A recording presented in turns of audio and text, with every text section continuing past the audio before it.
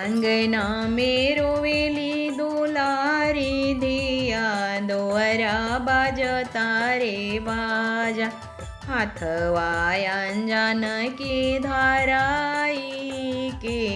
पापा कैले कन्या दान खोइछा में जीरावा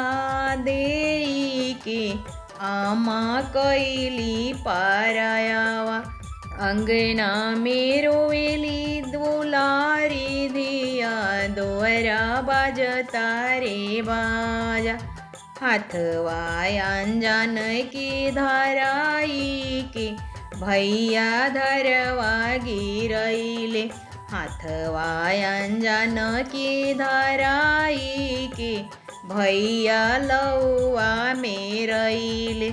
लोढ़ावाय अंजन की घुमाई के भाभी कैली पाराया लोढ़ावाय अंजन की घुमाई के भाभी कैली पाराया अंगना में रोवेली दुलारी दिया दोहरा बाजता रे बाजा।